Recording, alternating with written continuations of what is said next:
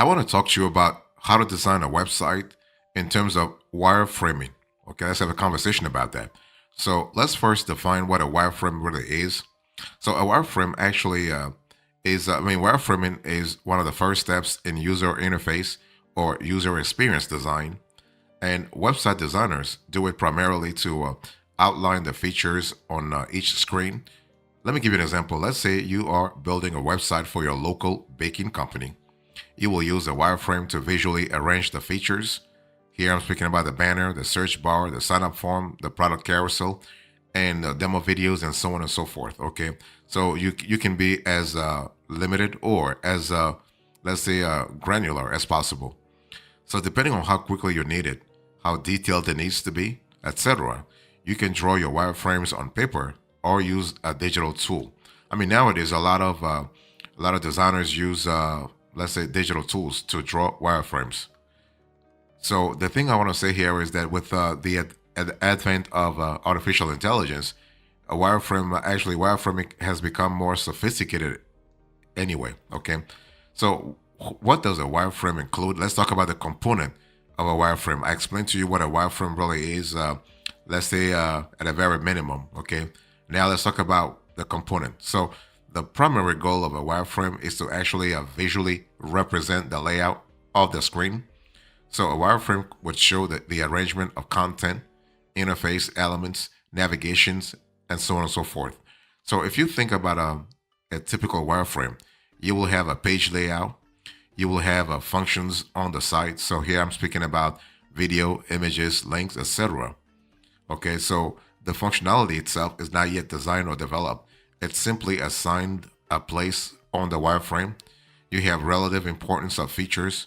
For example, how big is the banner as compared to the subscription form or the announcement section. And you also have to think about the use journey. So what happens when a user clicks on something or fills a form? Now, a wireframe does not include visual design, interactions, or content. So visual design, I'm speaking here about fonts, colors, images, branding elements, etc. Those are not part of a wireframe.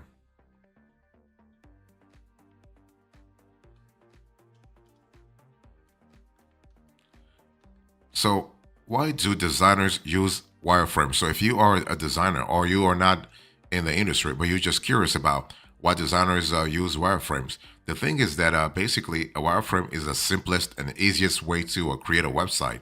To create a design, really, review it with the stakeholders, iterate and build actually a consensus. Okay, so designers use wireframes primarily to make skeletal designs, to review the idea, to build consensus. So reviewing the idea is really important. Why?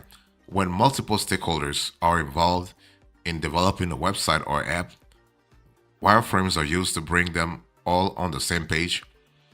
It also helps them answer questions proactively. For instance, basically a developer might want to know if the video is full width with a header, or will the header remain? Are there items below the videos, etc., etc. Okay. You also want to use a wireframe to iterate. So, given that a wireframe is skeletal, it lends itself to quick and dirty iterations. Designers often bring business development teams into the same room and iterate. They move around elements, remove some, and add some. And they do this in real time to explore options. Okay, they can do this digitally or on a whiteboard. You also want to build consensus. That's really important. Building consensus. Okay, so designers sometimes use wireframes to elicit votes. For instance, they might do a two or three or four iterations on the same screen, offer two or three or four placement options for the same feature. So that's kind of cool. The most significant, when you think about it, the most significant advantage of a wireframe is that it is and looks like a draft. So this makes it very easy to edit and inexpensive to iterate without additional effort into adjusted visual design or recoding. So that's kind of cool from a flexibility point of view. Now, what makes a good wireframe? You might be asking. Well, you want to have a focus on the websites or apps functional purpose and not the visual design. Again, It's not about the visual design. It's about the functional aspect of things. Simple, clear, monochrome representation of the website's features. Consistency of features across pages or screens. Annotations to explain or elaborate on features, and also map of the user journey from one page to another. So what I'm thinking about here, when you think about a wireframe, think about it as a foundation, as a good foundation, skeletal foundation for your website, right? What happens here is that you want to guide the users. You want to really pay attention to user experience, user friendliness, and don't worry about the colors. Don't worry about the branding and all that kind of stuff. If you want to create a wireframe, do your UX research, user experience, map the user flow, sketch the layout and features, review and iterate, and build on it. So let me go more granular here. So I want to really talk about doing the UX research. See, the whole thing is that when you're doing the UX research, you are trying to put yourself in the shoes of the user. You're trying to really ask yourself a question. Well, what is the user looking for, right? It's one of those things where if you are building a website or you are thinking about having a wireframe, you want to ask yourself what would add value to the user. So before you even start designing, you need to know who you are designing for, what problems it solves, and why yours is the best solution. And when I'm talking about target audience, I want you to think about something called psychographics. In other words, the psychology, the demographics, and the geography of your users. Okay, this will help you big time because if you were to do a website for, let's say, users in Africa or users in the States or users in Asia, and you want to really geo-centralize your design, you're not going to do the wireframe the same way because needs are different. Maybe needs are different, or the vision is different as well. Okay. What I want to say here is that if you think about UX research, you have to remember that UX design is a process, and wireframing is not the first step in this process. So before you even think about picking up a pen up and paper, you need to have covered the first two steps. You need to understand what your audience is, what your audience is looking for, okay, and then creating user personas. So this goes back to what I told you about psychographics, okay. So that's the first thing. You want to do your UX research. Next, you want to prepare your research for a quick reference. Why? Because wireframing actually, let's say, entails a lot of collaboration. You're going to work with a lot of teams, and if those teams or stakeholders want to really go back to the foundation of your website, having a research document for a quick reference can help you big time. So that's why you want to have that documentation. So if you're thinking about creating a wireframe in website design, you need to map out page hierarchies. See, the whole thing is not all pages have the same hierarchy. On your website, maybe you want to assign more prominence to the About Us page or to the product page or to the because this depends on the user journey you want to really assign to your website, right? Or maybe you have a prominent CTA on the product page. So map out the page hierarchies properly. So before you get started with the actual drawing process of your website wireframe, you need to lay down the basics, and this includes the hierarchy of the pages within the web design. So page hierarchy or site architecture will impact how a user navigates your sites and how easy it is to do so. The thing is, when you create a website for, let's say, a certain demographic, you have to really ask yourself, how is that demographic going to navigate your website? If you create a website for, let's say, for older adults, people in the age bracket 30 to 50, you do not have the same user journey as if you are creating a website for a younger generation, like let's say folks in their 20s or folks in their teens. Okay, so map out page hierarchies accordingly, according to your audience psychographics. Okay, decide on a number of website wireframe screens. You have a lot of options when it comes to wireframing. And that's the good thing because this makes your design very iterative, very flexible, and very accommodating. Okay, so basically, if you have a basic website design architecture, you are able to decide how many website wireframe screens you are going to need. And this depends on the kind of website you have. If you have an e-commerce store, if you have a blog, if you have a company website, if you have a personal project website, depending on what you have, you're going to have different wireframe screens. So using an e-commerce website as an example, again, a set of website wireframes may include a home page, a product category page, a singular product page, and then a checkout screen. Again, this depends on the site. I mean, if you have a blog, you don't need a checkout page, right? If you have a company website, you don't need a checkout page. But if you have an e-commerce site, you don't need an about us page. Nobody really cares about what the company is, what the story is all about, unless you want to really place it prominently on a single page.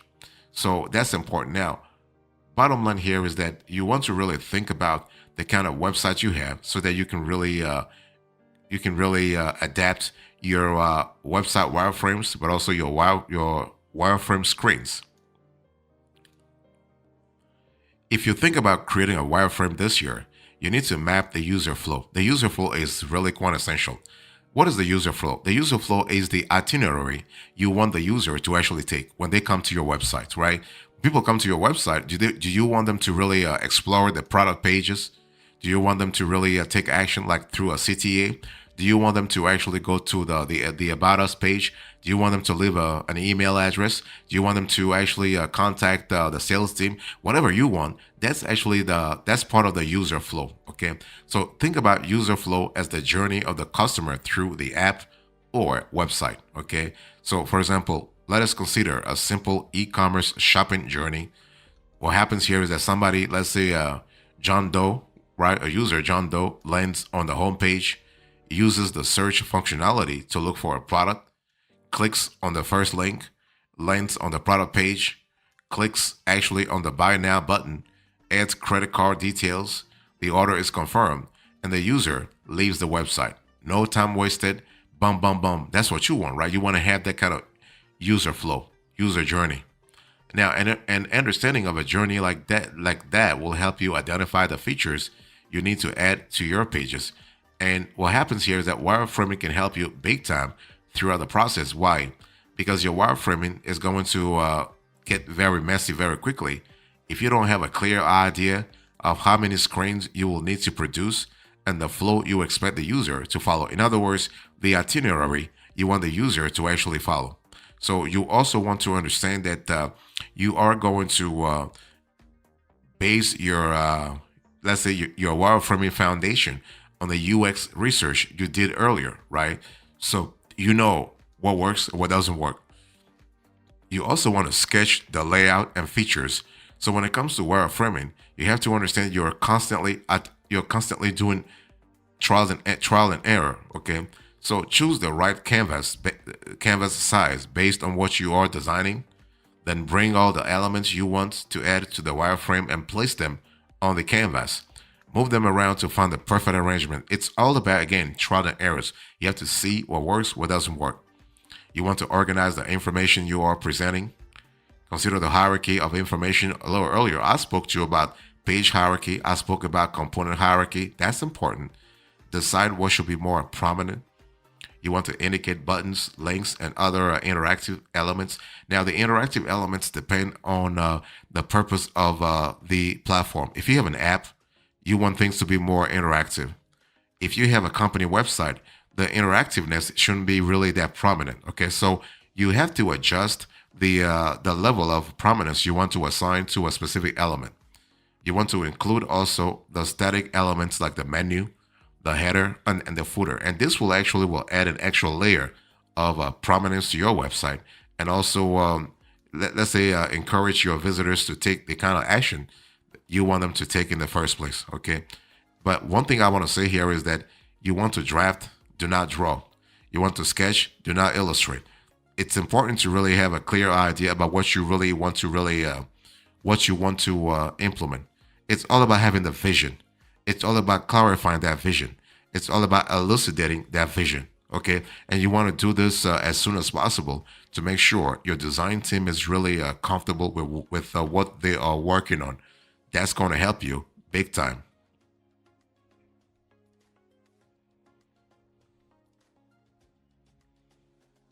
Next, you want to add some detail and get testing. So a little earlier, I spoke to you about iteration, trial and error. You want to really adding the detail will help you get closer to your vision. Okay, so you have a flow and you have your screens and you have corroborated your ideas with some clued up colleagues who know a lot of stuff. Okay, so you want to also add some informational details to prepare your wireframe for its upgrade Megatron style to prototype mode, right? So you want to add detail in the way you would naturally process a screen or the page of a book from top to bottom and left to right. Remember, your wireframe is the foundation. Your wireframe is the canvas. Your wireframe is the skeleton of your sites, right? It's not about just having a finished product. It's about having a finished skeleton or a solid skeleton. You're not adding the muscle just yet, the content and the copy. So, to extend the metaphor somewhat uncomfortably, those elements are actually the ligaments, they are the bones, they're the tendons, they are actually the tissue that will connect form and functionality. So, think about the following as you're trying to really connect the dots. Think about usability conventions, the simplicity. You want to have trust building elements. So, what do you need to build trust in your customers, and where would that will actually be the best place to put those elements, right?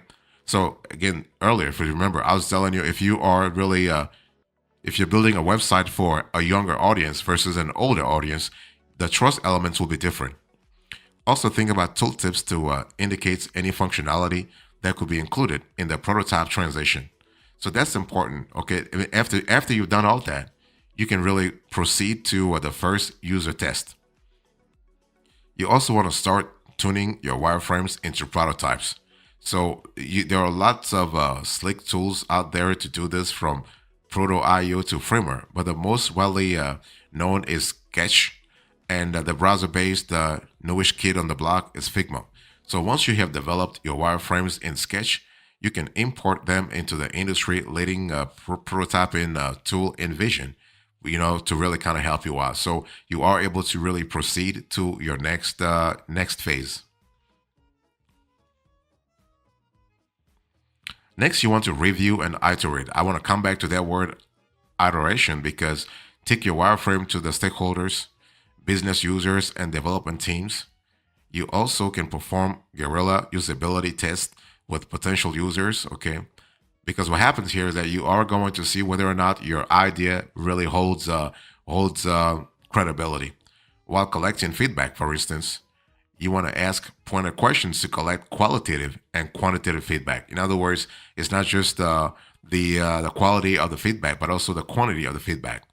If you have multiple variations of the wireframe, invite them to choose the ones they prefer and bring key stakeholders together to iterate low fidelity wireframes in real time. So it's all about having it's all about building consensus, right? You want your stakeholders, your customers, your suppliers, your team members, your investors to really to have a say. Remember that as the user experience designer, your priority is to advocate for the user. Business teams are driven by the company's goals.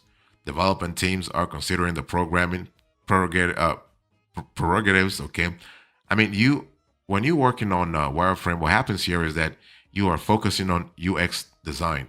Okay, you must therefore prioritize the end user's needs and goals. Right, you got to think about the UX and the UI, the user interface. Next, you want to build on it. So once the stakeholders agree on the wireframe, you want to build mockups and then prototypes for each screen, and that's going to help you actually move really fast. Now, how do you make your wireframe really good? I mean, there are three key principles. I want you to really remember clarity, confidence, and simplicity.